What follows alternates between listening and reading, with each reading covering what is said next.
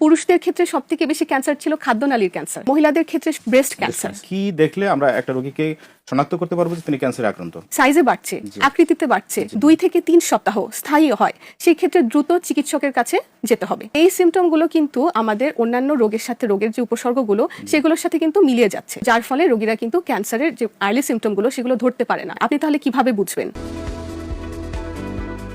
Doctor Cynthia Afrin, আমরা একটু জানতে চাই ক্যান্সার রোগটা কি, ক্যান্সারের লক্ষণ কি? অনেকে মনে করেন যে ব্যথা মানে হলো ক্যান্সারের লক্ষণ।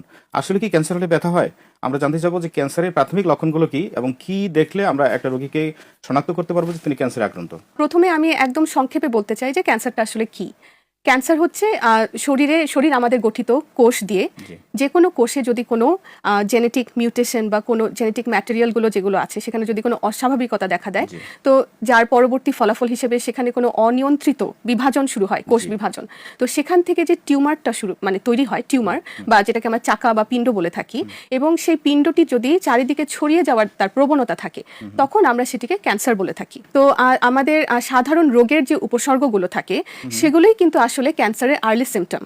কিন্তু আমাদের সাধারণ মানুষরা যেটা ভুল করে থাকে, তারা এই সিমটমগুলো যখন শরীরে দেখা দেয় তারা এগুলোকে সাধারণ রোগ মনে করে অবহেলা করে। তো এই ক্ষেত্রে আমাদের কি করণীয়?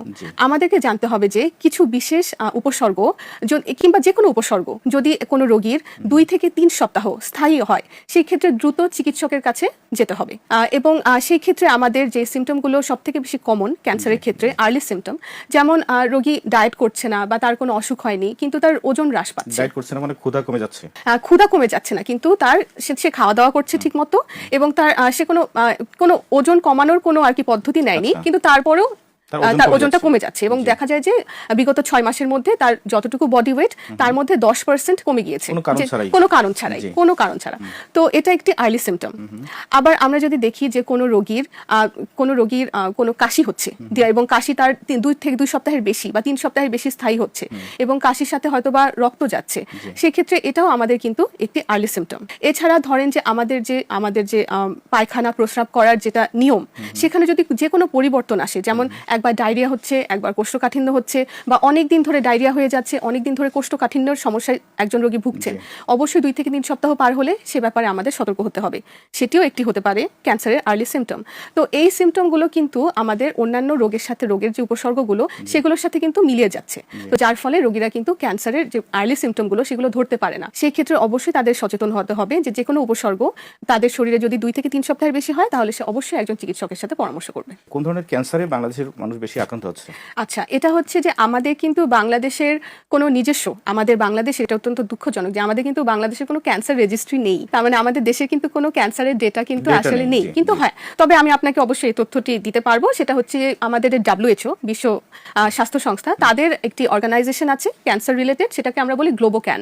এই গ্লোবোক্যান লাস্ট 2022-তে একটা রিপোর্ট সাবমিট করেছিল, যেখানে দেখা গিয়েছে যে বাংলাদেশে পুরুষ এবং নারী, আমি যদি ভাগ করে বলি, যে পুরুষদের ক্ষেত্রে সবথেকে বেশি ক্যান্সার ছিল খাদ্যনালীর ক্যান্সার এবং মহিলাদের ক্ষেত্রে ব্রেস্ট ক্যান্সার।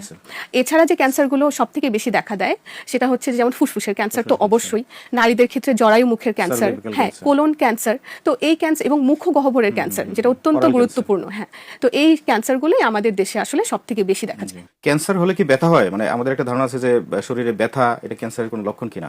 একটি অত্যন্ত কমন একটা প্রশ্ন, এবং রোগীদের মধ্যে একটা প্রবণতা থাকে যে ব্যথা না হলে টিউমারটা কোনো ক্ষতিকর টিউমার না। কিন্তু সব থেকে ভয়ঙ্কর ব্যাপার যেটা, যে ক্যান্সারের যে টিউমারগুলো শুরুর দিকে এগুলাতে কিন্তু কোনো ব্যথা থাকে না।